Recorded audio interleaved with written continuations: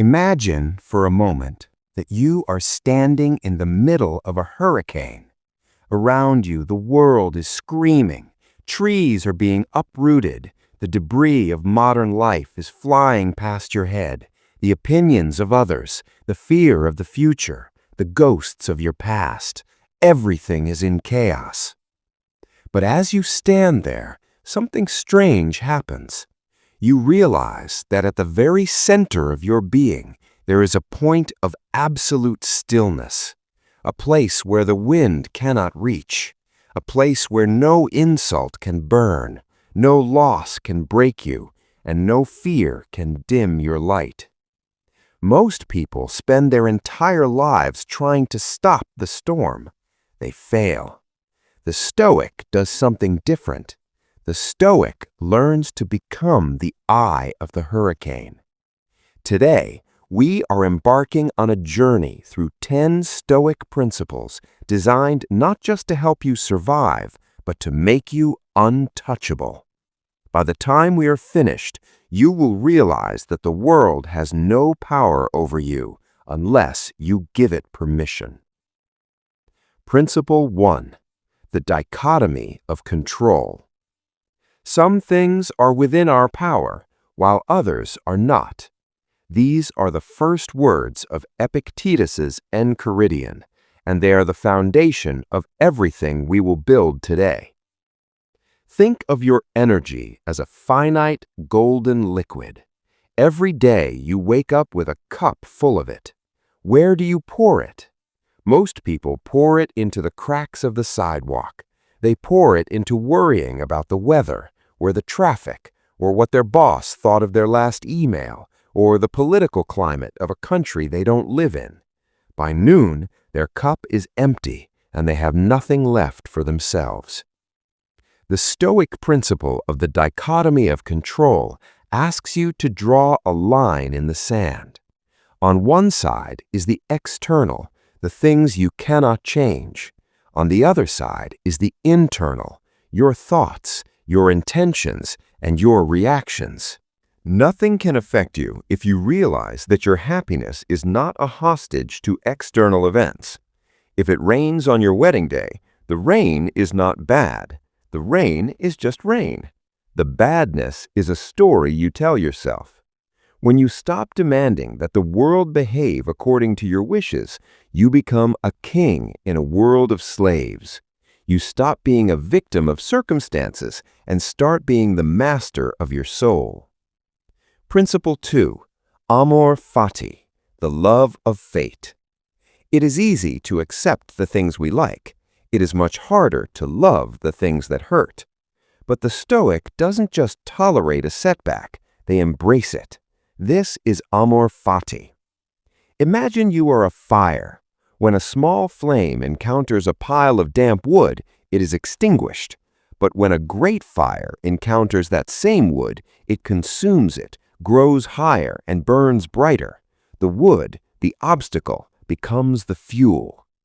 Every problem in your life is fuel. Did someone betray you? That is fuel for your discernment. Did you lose your job? That is fuel for your resilience.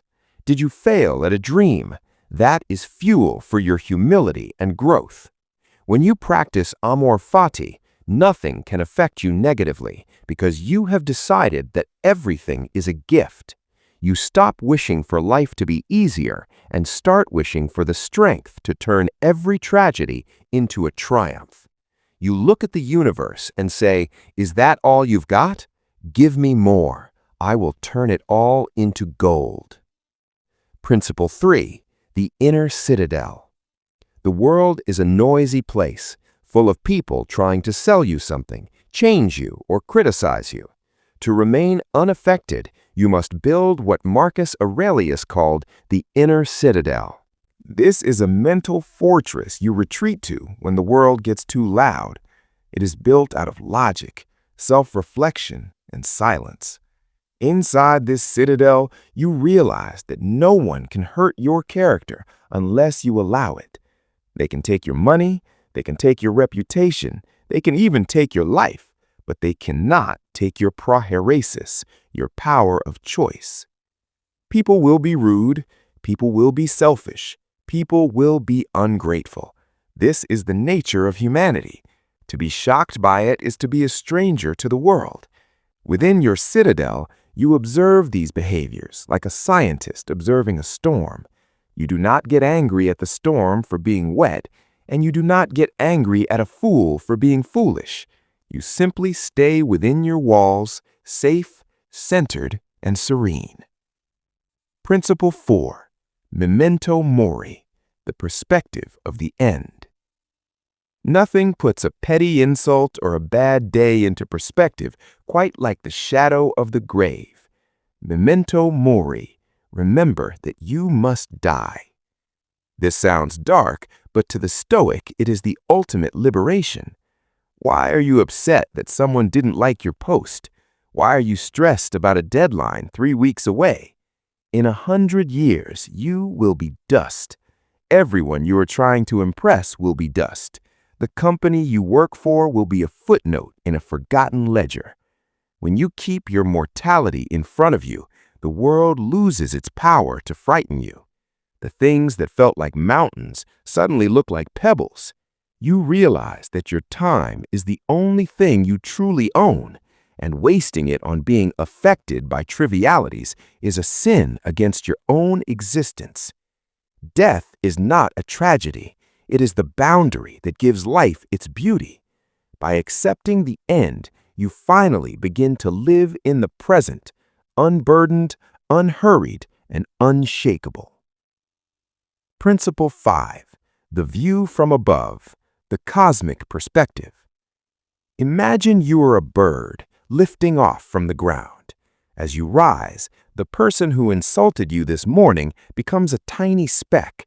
The city that feels so heavy with its traffic and noise becomes a grid of lights. You rise higher, past the clouds, until the entire earth is a pale blue dot suspended in a sunbeam. This is the view from above. Most of our suffering comes from a lack of perspective. We live our lives looking through a microscope, focusing so intently on our own scratches and bruises that we forget we are part of a vast, ancient tapestry. When you zoom out, your catastrophes lose their weight. That promotion you didn't get, that argument with a friend, that fear of aging, these are ripples in an ocean that has been churning for billions of years. Stoicism teaches us that we are not separate from the universe. We are a cell in its body. When you adopt the cosmic perspective, you realize that nothing that happens to you is unique or personal. Millions have felt this pain before you. Millions will feel it after you are gone.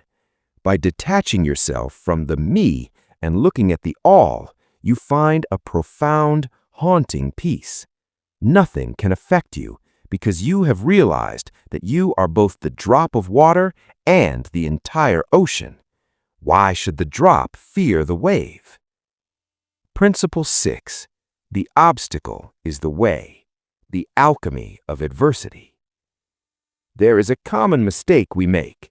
We think that obstacles are things that stop us from reaching our goals. We see a wall and think, I cannot go forward. But the Stoic looks at the wall and says, the wall is the path. This is the art of turning adversity into advantage. Think of a river. If you place a boulder in the middle of a river, the water doesn't stop. It doesn't sit there crying about the injustice of the rock. Instead, the water uses the rock to gain speed. It flows around it, over it, or eventually wears it down. The obstacle actually changes the river's path, making it more dynamic, more powerful. When something bad happens, your first instinct is to resist. This shouldn't be happening. But the Stoic says this is exactly what should be happening because it is happening. Once you accept the reality, you ask, how can I use this? If you are stuck in a lonely period of your life, use it to build self-reliance. If you are facing a harsh critic, use it to practice patience and the strengthening of your ego. If you are physically weak, use it to sharpen your mind. The very thing that was meant to stop you becomes the fuel that propels you. When you live this way, you are invincible. Why? Because the world can no longer throw anything at you that you won't use to become better. You become like a fire that turns everything it touches into light. Principle 7. Premeditatio malorum, the practice of negative visualization. We are told by modern society to think positive. We are told to manifest our dreams and visualize only success. The Stoic does the opposite. The Stoic practices premeditatio malorum, the premeditation of evils.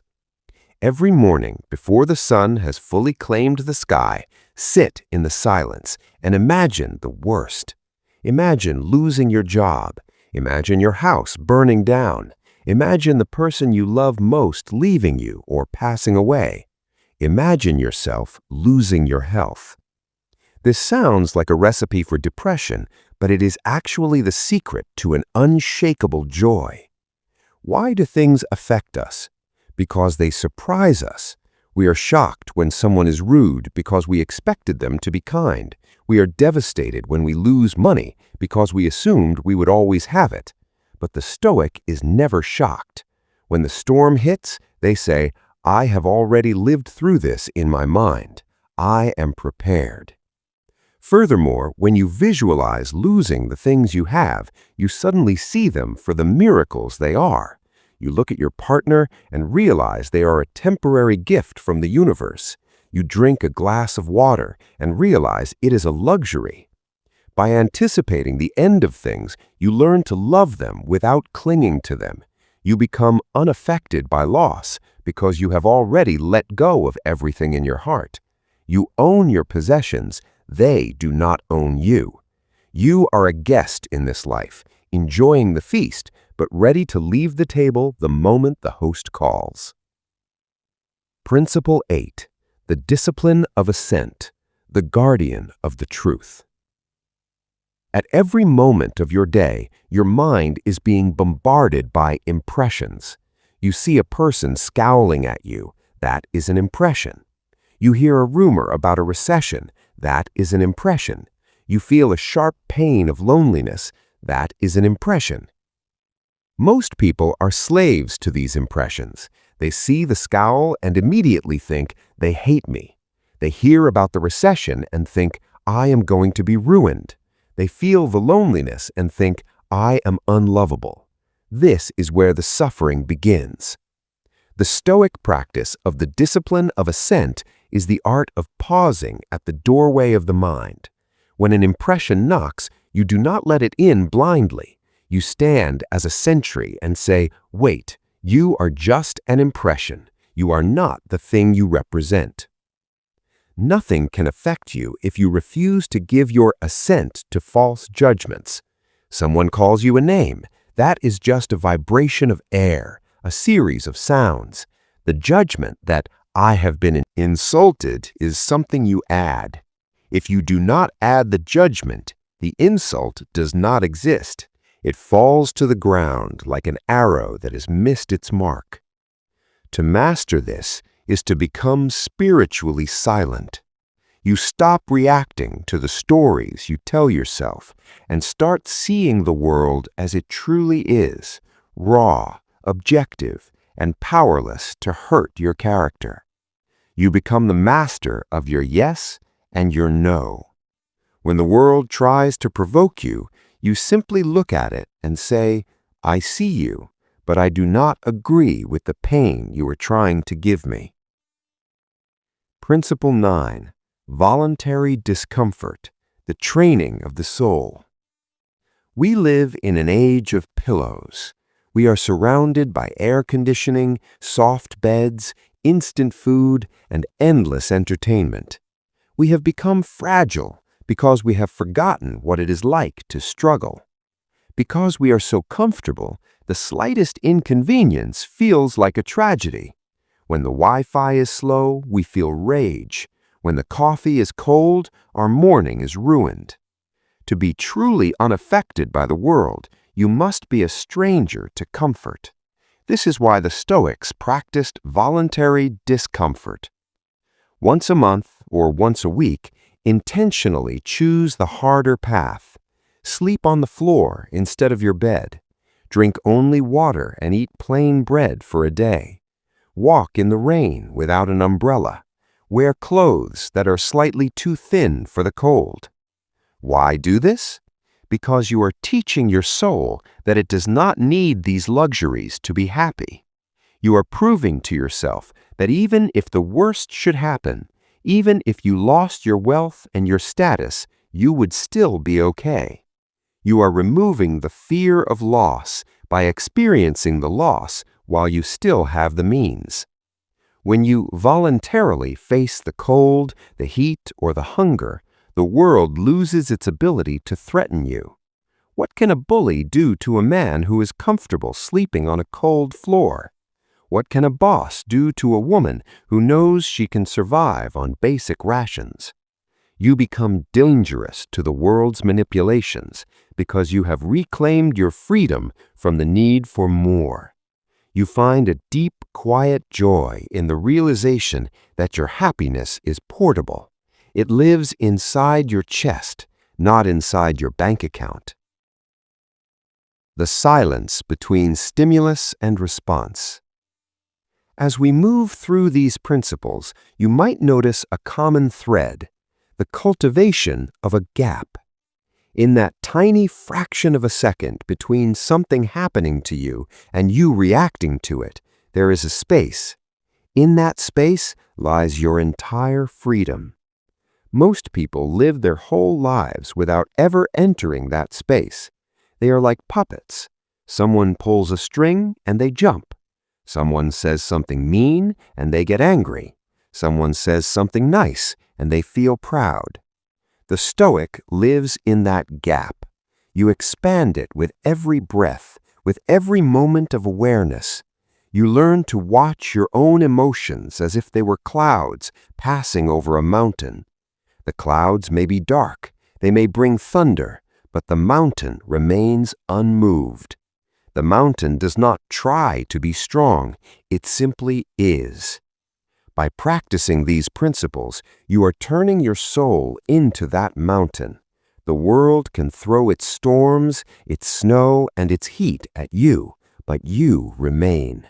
You are the stillness that the world cannot understand. You are the peace that passeth all understanding. Principle 10. Sympathia, the web of existence. Many people mistake Stoicism for coldness. They think that to be unaffected means to be a stone, incapable of love, distant from the pain of others, and isolated in a tower of logic.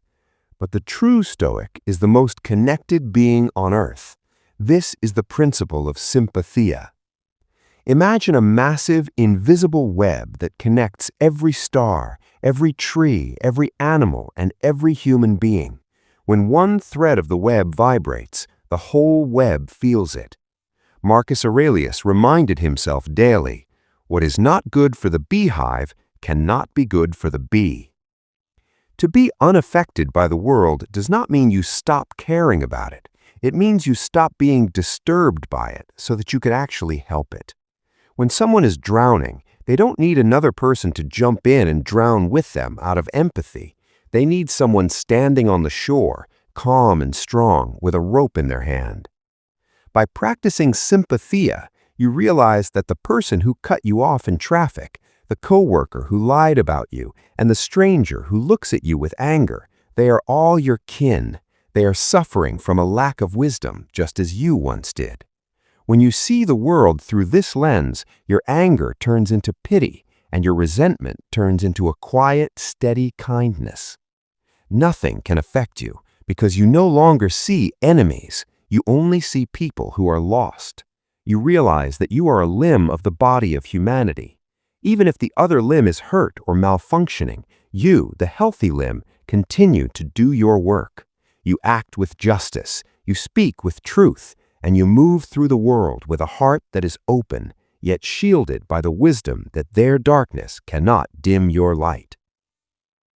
The grand conclusion, the unshakable soul. We have traveled through the 10 pillars of the inner citadel.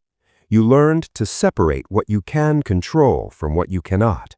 You learned to love your fate, turning every obstacle into fuel.